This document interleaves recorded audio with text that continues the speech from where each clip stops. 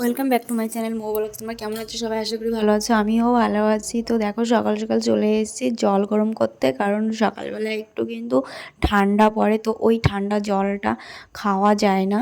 তার জন্য আমি একটু ঠান্ডা জল বসাই, যেহেতু সকালবেলা একটু ঠান্ডা ঠান্ডা কিন্তু সারা দিনটাই গরমে কাটে। তার জন্য বাবার জন্য বসিয়েছি একটু গরম জল, হালকা গরম খেলে গলাটা অন্তত একটু ভালো রাখবে। আর এইখানে কি বলতো, আমি গরম জল বসিয়েছি, চা বানাবো। আর এইখানে আদা, লবঙ্গ আর গোলমরিচ বসিয়েছি, থেতো করে চায়ের মধ্যে দিয়ে দিচ্ছি, কারণ বাবার একটু কাশি হয়েছে আর গলাটাও সুন্দর হয় খেলে, তার জন্য। আর এইখানে ছেলে ব্রাশ করে মুখ ধুচ্ছে আর আমাকে বলছে, মা আমি তোমার ফেস ওয়াশটা মুখে মেখেছি কিন্তু।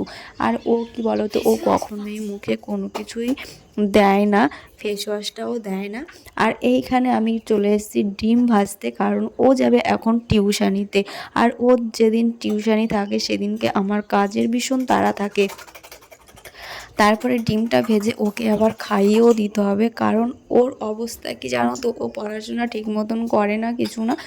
রাত্রি ওকে একটা পড়া দিচ্ছে, ও আর একটা পড়া করছে, মনে থাকে না। যখন স্কুলে যাবে বা টিউশনিতে যাবে তখন ওর মনে পড়বে, মা আমাকে এটা করতে দিয়েছিল, আমি এটা করেছি। এটাই হচ্ছে ওর প্রবলেম। তো চলো দেখো, ও কিন্তু এখন লিখছে, বলছে আমার এটা করতে বলেছিল স্যার, আমি করিনি।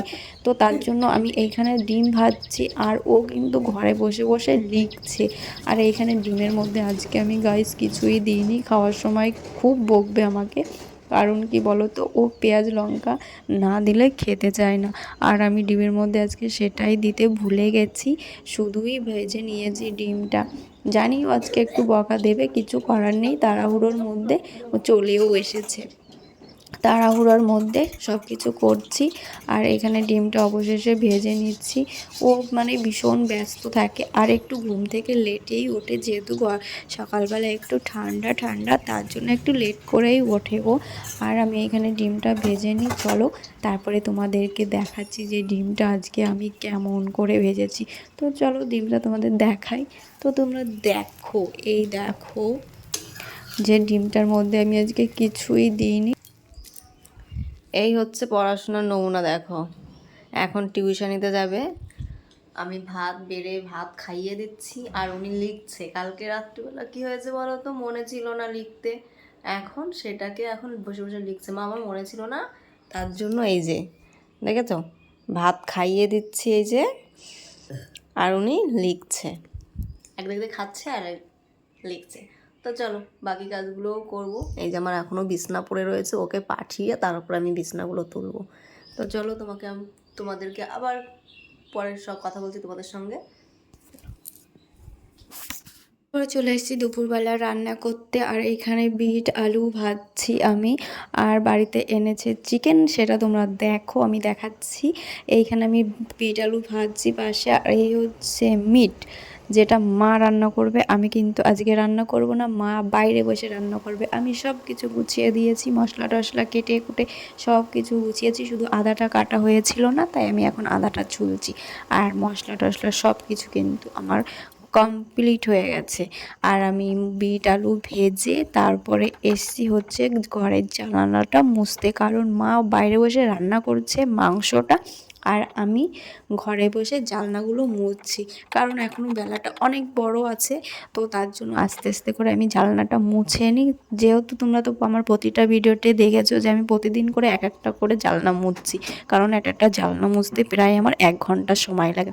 কারণ জানলা মুছতে হয়, জানলার গ্রিলগুলোও আমাকে মুছতে হয়, গ্রিলে প্রচণ্ড পরিমাণে ধুলো পড়ে যায়, যেহেতু রাস্তার পাশে আমার বাড়ি, ধুলোগুলো উড়ে উড়ে সেই গ্রিলে এসেই লাগে। আর দেখতে যে গাইস কত সুন্দর দেখায়, তোমরা না দেখলে বুঝবে না, ভীষণ ভালো দেখায়, তার জন্য আমার মুছতে হয়।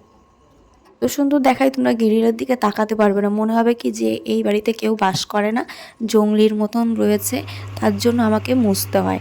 আর প্রতিদিন এক একটা করে মুছে নিই। এবার চলে এসেছি সন্ধ্যাবেলা চা বানাতে। তো এইখানে চা বানাচ্ছি, চা খাবে বাবা, আমি আর দোকানে যত দর্শক আছে সবাই মিলে চা খাওয়া হবে। তো দোকানে যারাই আসে সবাইকেই চা দেওয়া হয়। তারপরে রাত্রিবেলার ডিনার সেরে দেখো আমি টেবিলটাকে ভালো করে মুছে নিচ্ছি। আর এইখানে মোছার পরে আমি যাব ঘুমোতে। তো ঘুমোতে যাওয়ার আগে দাদাভাই বোতলটা দিয়ে গেল, বলল জলটা ভরে নিয়ে আসো। তার জন্য জন্য আমি জলটা ভরছি, যেহেতু এটা ঘরের বোতল, ঘরে বসেই জল খাওয়া হয় রাত্রেবেলা, আর অন্য বোতলে জল খাওয়া হয় না। তোমাদের দাদাভাই এই বোতলটাই কিনে এনেছে, বলেছে এই বোতলে আমাকে জল খেতে দেবে, তার জন্য আমি এই বোতলেই জল ভরে নিয়ে যাচ্ছি। তো গাইজ ভিডিওটা আর বড় করছি না, ভিডিওটা যদি ভালো লাগে like comment share and subscribe করে দেবে, যারা ফেসবুক থেকে দেখছো তারা ফলো করে নেবে। আর সবাই ভালো থেকো, সুস্থ থেকো, আর সবাই সবার পাশে থেকো, সবাই সবাইকে সাপোর্ট করো। তো চলো টাটা।